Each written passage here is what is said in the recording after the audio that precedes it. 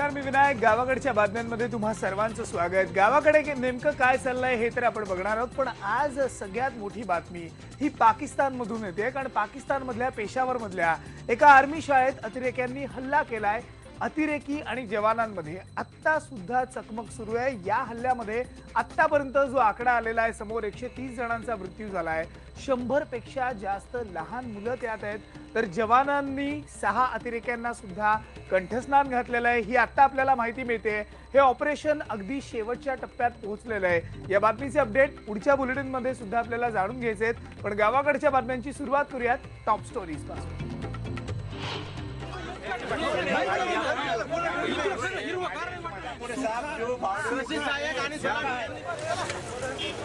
परभणी जिल्ह्यात दुष्काळाची पाहणी करण्यासाठी आलेल्या केंद्रीय पथकाला शेतकऱ्यांनी अडवलं. दुष्काळ नसलेल्या ठिकाणी दौरा आयोजित केल्यानं शेतकरी झाले संतप्त.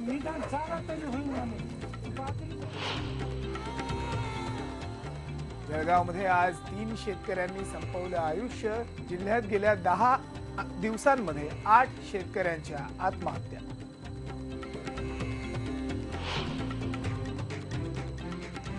गारपीटग्रस्त कोरडवाहू शेतीसाठी हेक्टरी 10,000 तर बागायतीसाठी हेक्टरी 15,000ची मदत जाहीर. पण मदत अपुरी असल्याचा विरोधकांचा आरोप. सोलापूर जिल्ह्यामधल्या अक्कलकोट तालुक्यात बियाणे वितरक कंपनीनं शेतकऱ्यांची केली लाखो रुपयांची फसवणूक. कंपनीनं निकृष्ट बियाणं विकल्याचा शेतकऱ्यांचा आरोप.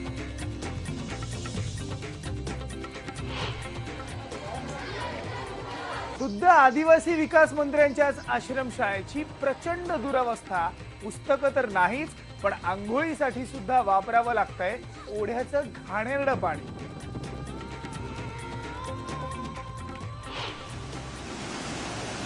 आणि भंडारदऱ्यामध्ये पाण्यानं दाखवले सुरेख रंग. पाणी आणि उन्हाचा सुंदर इंद्रधनुषी मिलाप. खास IBN लोकमतच्या प्रेक्षकांसाठी.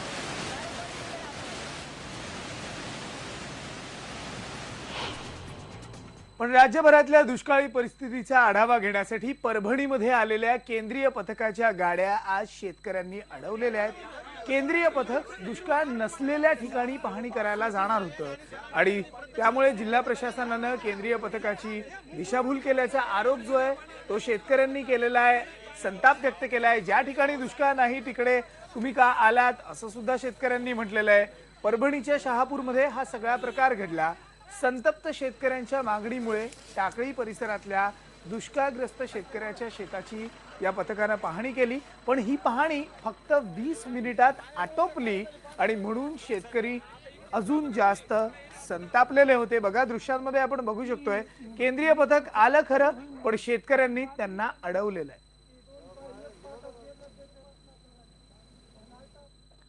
दुष्काळाची पाहणी करण्यासाठी केंद्राची समिती आपण बघतोय महाराष्ट्रात आली आहे. पण त्यांच्या पाहणी दौऱ्याकडे जर आपण पाहिलं तर हे अधिकारी दुष्काळी परिस्थितीबद्दल खरोखर गंभीर आहेत का हा प्रश्न उपस्थित होतोय. दुष्काळामध्ये होरपळलेल्या गावागावांमधला शेतकरी हा मोठ्या अपेक्षेनं या अधिकाऱ्यांच्या भेटीकडे नजर लावून बसलाय. पण हे अधिकारी कुठे रात्री 7:30 वाजता तर कुठे 9 वाजता पोहोचतायत. घाईघाईत पाहणी करून निघून जात आहेत. या अधिकाऱ्यांनी अंधारात काय दिवे नेमके लावले आहेत हा प्रश्न जो आहे तो आता विचारला जातोय.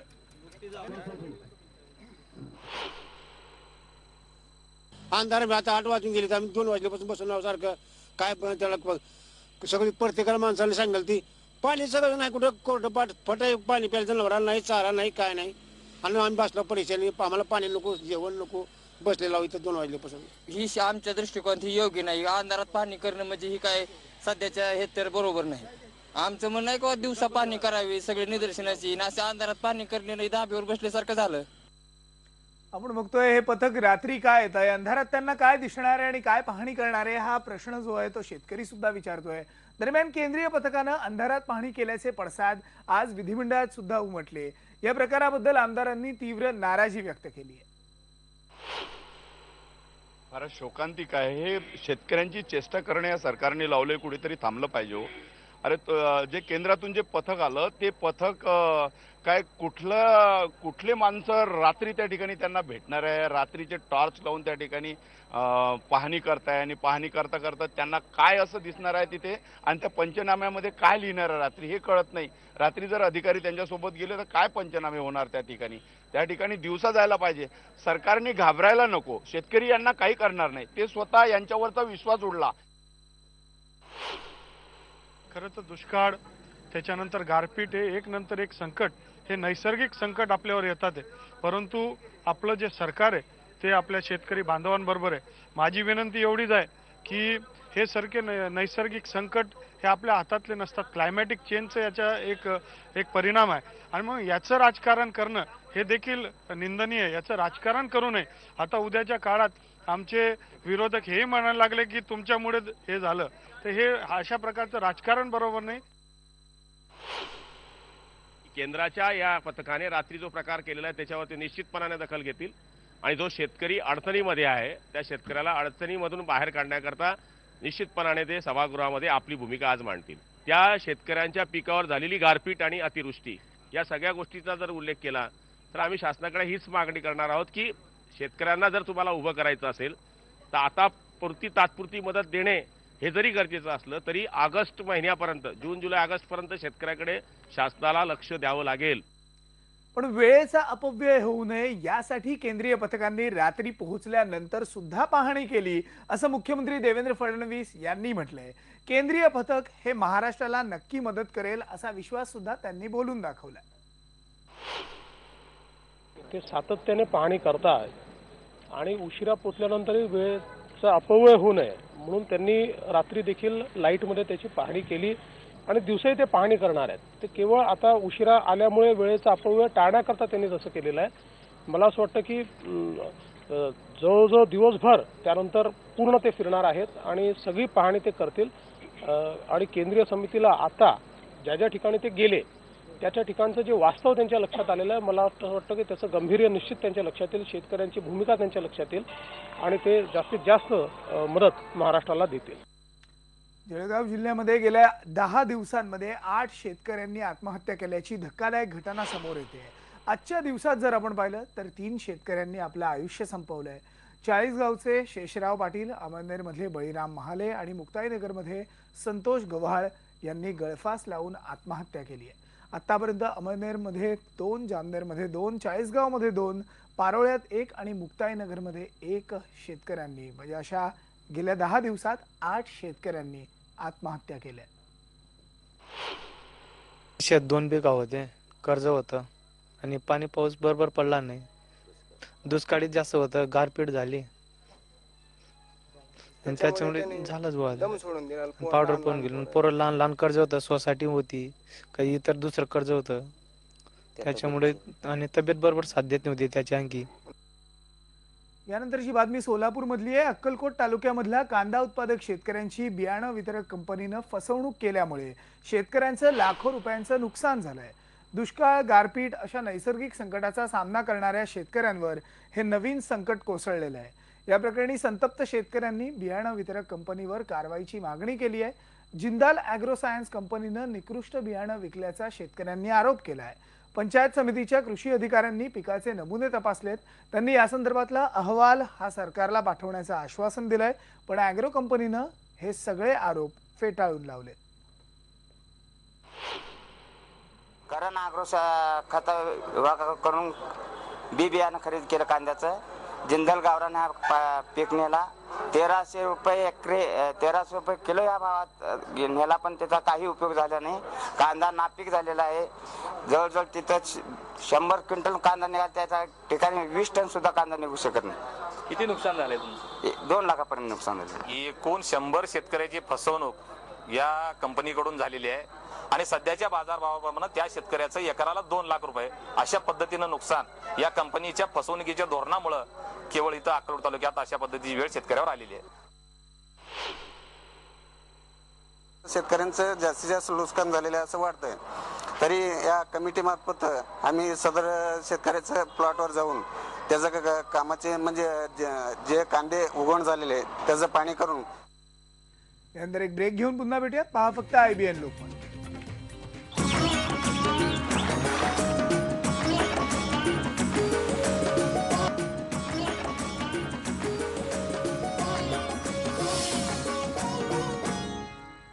पालघर मधली बातमी आहे. पालघरच्या विक्रमगड तालुक्यात अरविंद आश्रमशाळा अनुदानित तत्वावर चालते. या आश्रमशाळेमध्ये 654 मुलं तर 520 मुली शिक्षण घेतात.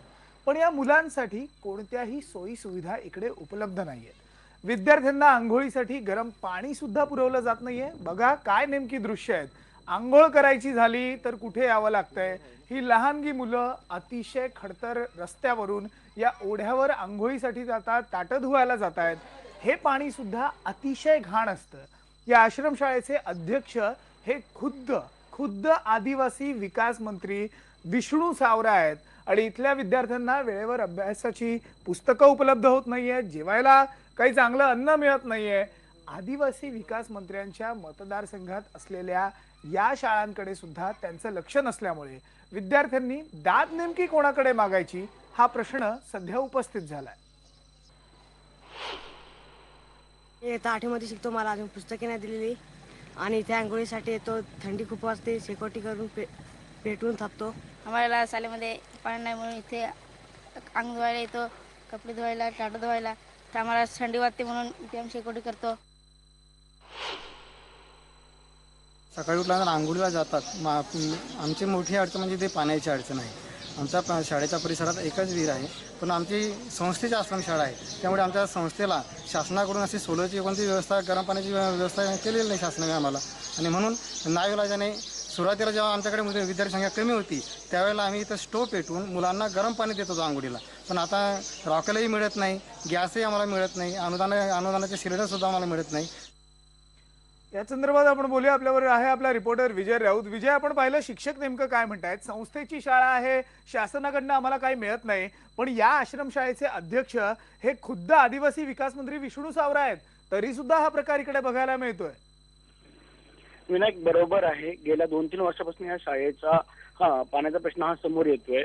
त्या विद्यार्थ्यांना घरचं तर सोडून द्या, मात्र अक्षरशः गढूळ पाण्यामध्ये आंघोळ करावी लागते. त्या विद्यार्थ्यांकडे आंघोळ करताना म्हणजे ते जर खोली जर बघितली जवळपास 10 ते 12 फूट असं खोलीचा हातून आला आहे. मात्र आंघोळ करताना त्या ठिकाणी एकही शिक्षक उपस्थित नसतो. विद्यार्थ्यांना 8वीच्या विद्यार्थ्यांना बऱ्याचशा विद्यार्थ्यांना त्या ठिकाणी पुस्तकं देखील मिळाली नाहीयेत. आपण त्या शाळेला भेट दिली, विचारपूस केली असताना शिक्षकांनी सांगितलं की बाबा आम्ही तर काय करणार, ही संस्था आहे, गव्हर्नमेंट आम्हाला पुस्तकं देत नाहीयेत. आणि सगळ्यात मोठी बाब जर सांगायची झाली तर या शाळेचे अध्यक्ष आणि याच मतदारसंघातून निवडून गेले ते विष्णू सावरा, ते सध्या आता आदिवासी विकास मंत्री आहेत. त्यांनी जवळपास सगळ्या आश्रमशाळेचे मुद्दे समोर मांडलेले आहेत. पण मात्र यात जर आश्रमशाळेचा पाण्याचा आणि पुस्तकाचा जर ते प्रश्न सोडू शकत नसले तर अनेक आश्रमशाळे म्हणजे महाराष्ट्रामध्ये अनेक आश्रमशाळा आहेत, त्या आश्रमशाळेचा प्रश्न तर कसे ते मार्गी लावणार हा त्या ठिकाणी प्रश्न हे विद्यार्थी विचारतायत. विनायक, अगदी बरोबर आहे. खुद्द आदिवासी विकास मंत्र्यांच्या आश्रमशाळेची ही अवस्था असली तर इतर आश्रमशाळांचा विचार केलेला बरा, हाच सध्याचा प्रश्न जो आहे तो सध्या समोर उभा टाकलेला आहे. धन्यवाद या संपूर्ण एकूण माहिती संदर्भात. पण यानंतर बघूयात पुढची बातमी. जात पंचायतीनं बहिष्कार टाकल्याचा एक धक्कादायक प्रकार जो आहे तो पिंपरी चिंचवडमध्ये घडलेला आहे. पिंपरी शहरापासून काही अंतरावर असलेल्या खडकी परिसरात राहणाऱ्या रामचंद्र पंगुडवाले यांच्या कुटुंबावर गावकऱ्यांनी बहिष्कार टाकला. त्यांच्या मुलानं आंतरजातीय विवाह केल्याचा ठपका ठेवत त्यांच्या समाजामधल्या वीरशैव लिंगायत गवळी जात पंचायतीच्या पंचांनी त्यांना बहिष्कृत केलंय. पण आपण काहीही चूक केलेली नसल्याचं त्यांनी स्पष्ट केलंय. समाजात परत घेण्यासाठी या कुटुंबानं वेळोवेळी जात पंचायतीकडे दाद सुद्धा मागितली होती, पण त्याचा काही उपयोग झाला नाही आणि म्हणून त्यांनी आता तक्रार केली. या प्रकरणी 6 जणांना पोलिसांनी अटक केली. आम्ही समाजात गेलो तर आम्हाला 400 रुपये मागितले आणि तुम्हाला हाक फिरवावं लागेल, सगळे समाज गोळा करावा लागेल, त्याच्यानंतर तुमचा निर्णय घेऊ. आता तुम्ही काय येऊ नका, 4-6 महिन्यानंतर तुमचं बघू, असं म्हणत त्यांनी आज 4 वर्ष झाले हा त्रास आमच्या मागे चालू ठेवलेला आहे. माझ्यावर बहिष्कार टाकला. मी त्यांना बोलत होतो, बाबा मला बोलून द्या काहीतरी. मला जर माझ्यावर तुम्ही अन्याय करताय काय करता तर त्या व्यक्तीला बोलून द्यायला पाहिजे, परंतु मला काय बोलून नाही दिलं. उलट हे लोकांनी बोललं की तुम्हाला बोलायचा अधिकार नाही. फक्त समाज सुधारावं हीच इच्छा आहे. आता आजकाल मुलं कसे फॅशनेबल राहतात, त्यांना त्यांच्या रीतिरिवाजाने त्यांना चालून द्यावं, त्यांची इच्छा वेगळ्या असतात काय काय. यानंतर एक ब्रेक घेऊन पुन्हा भेटूयात. पहा फक्त IBN.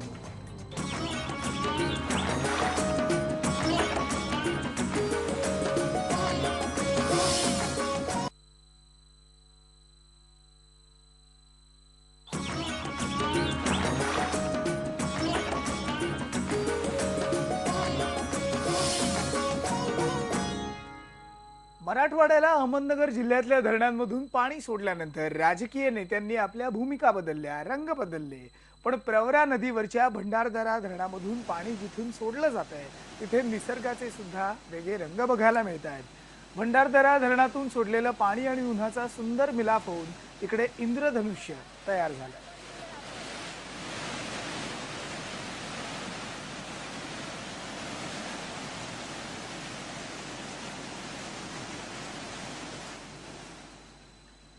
यानंतर गावाकडच्या बातम्या सध्या इथेच थांबूयात. पहा फक्त IBN लोकमत.